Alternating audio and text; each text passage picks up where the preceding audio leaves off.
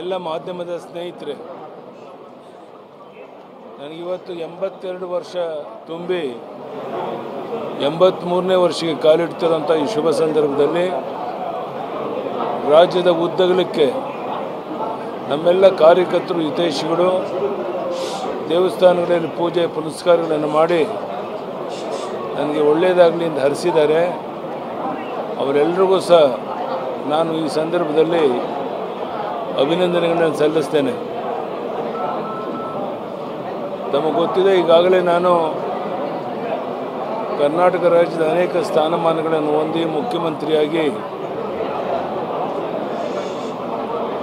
ಕೆಲಸ ಮಾಡುವಂಥ ಸೌಭಾಗ್ಯ ರಾಜ್ಯದ ಜನ ಕೊಟ್ಟಿದ್ದರು. ಬರುವಂಥ ದಿವಸಗಳಲ್ಲಿ ನರೇಂದ್ರ ಮೋದಿಯವರ ನೇತೃತ್ವದ ಒಂದು ಸರ್ಕಾರ ಕರ್ನಾಟಕದಲ್ಲಿ ಬರಬೇಕು ಅನ್ನೋ ದೃಷ್ಟಿಯಿಂದ ನಾವೆಲ್ಲ ಮುಖಂಡರು ಒಂದಾಗಿ ರಾಜ್ಯದ ಉದ್ದಗಲಿಗೆ ಪ್ರವಾಸ ಮಾಡಿ ಈ ಬಾರಿ ನಿಶ್ಚಿತವಾಗಿ ಭಾರತೀಯ ಜನತಾ ಪಾರ್ಟಿ ಸ್ಪಷ್ಟ ಬಹುಮತದೊಂದಿಗೆ ಕರ್ನಾಟಕದಲ್ಲಿ ಸರ್ಕಾರ ರಚನೆ ಮಾಡೋದು ಸೂರ್ಯಚಂದ್ರ ಇರೋದು ಎಷ್ಟು ಸತ್ಯನೋ ಅಷ್ಟೇ ಸತ್ಯ. ಆ ದಿಕ್ಕಿನಲ್ಲಿ ನಾವೆಲ್ಲ ಮುಖಂಡರು ಒಟ್ಟಾಗಿ ರಾಜ್ಯದಲ್ಲಿ ಪ್ರವಾಸವನ್ನು ತಕ್ಷಣ ಪ್ರಾರಂಭ ಮಾಡಿ ಪಕ್ಷವನ್ನು ಬಲಪಡಿಸ್ತೇವೆ.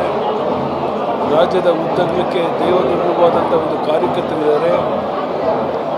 ಪ್ರತಿ ಜಿಲ್ಲೆಯಲ್ಲಿ ಕಾರ್ಯಕರ್ತರ ಸಮಾವೇಶವನ್ನು ಮಾಡೋದ್ರ ಮೂಲಕ ಅವರನ್ನು ಹುರಿದುಂಬಿಸಿ ಬರುವಂಥ ಚುನಾವಣೆಯಲ್ಲಿ ಈ ಭ್ರಷ್ಟ ಸರ್ಕಾರವನ್ನು ಕಿತ್ತೊಗೆದು ಅಭಿವೃದ್ಧಿ ಪರ ಸರ್ಕಾರವನ್ನು ತರೋಕ್ಕೋಸ್ಕರ ನಮ್ಮ ಶಕ್ತಿ ಮೀರಿ ನಾವೆಲ್ಲ ಒಟ್ಟಾಗಿ ಪ್ರಯತ್ನ ಮಾಡ್ತೇವೆ.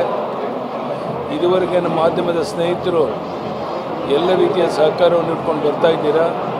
ಮುಂದೆ ದಿವಸಗಳಲ್ಲೂ ಸಹ ಅದೇ ರೀತಿಯ ಸಹಕಾರವನ್ನು ಕೊಟ್ಟು ನಮ್ಮೆಲ್ಲರಿಗೂ ಆಶೀರ್ವಾದ ಮಾಡಬೇಕು ಅಂತ ತಮ್ಮಲ್ಲಿ ವಿನಂತಿ ಮಾಡ್ತಾ, ಇವತ್ತು 4 ಗಂಟೆ ಮೇಲೆ ಯಡಿಯೂರು ಸಿದ್ಧಲಿಂಗೇಶ್ವರನ ದರ್ಶನ ಮಾಡೋಕ್ಕೋಸ್ಕರ ಹೋಗ್ತಾ ಇದ್ದೇನೆ.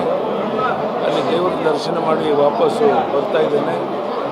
ನಿಮ್ಮೆಲ್ಲರ ಆಶೀರ್ವಾದದಿಂದ ಮತ್ತೊಮ್ಮೆ ನಮಗೊಂದು ದೇವರ ಶಕ್ತಿಯನ್ನು ಕೊಟ್ಟು ಕರ್ನಾಟಕ ರಾಜ್ಯದಲ್ಲಿ ಈ ಭ್ರಷ್ಟ ಸರ್ಕಾರವನ್ನು ಕಿತ್ತೊಗೆದು BJPಯನ್ನು ಸರ್ಕಾರವನ್ನು ತರೋದಕ್ಕೆ ನಮ್ಮ ಶಕ್ತಿ ಮೀರಿ ನಾವೆಲ್ಲ ಒಟ್ಟಾಗಿ ಪ್ರಯತ್ನ ಮಾಡ್ತೇವೆ ಅನ್ನೋಂಥ ಮಾತನ್ನು ಹೇಳ್ತಾ, ನಮ್ಮ ಮಾಧ್ಯಮದ ಸ್ನೇಹಿತರು ಎಲ್ಲ ರೀತಿಯ ಸಹಕಾರವನ್ನು ಕೊಡ್ತಾ ಇದ್ದೀರಾ. ಬರುವಂಥ ದಿವಸಗಳಲ್ಲಿ ಇದೇ ರೀತಿಯ ಸಹಕಾರವನ್ನು ಕೊಡಬೇಕು ಅಂತೇಳಿ ನಿಮ್ಮಲ್ಲಿ ಕೈ ಜೋಡಿಸಿ ಪ್ರಾರ್ಥನೆ ಮಾಡಿ ತಮ್ಮೆಲ್ಲರೂ ವಂದನೆ ಅಭಿನಂದನೆ ಸಲ್ಲಿಸಿ ನನ್ನ ಮಾತನ್ನು ಮುಗಿಸ್ತೇನೆ.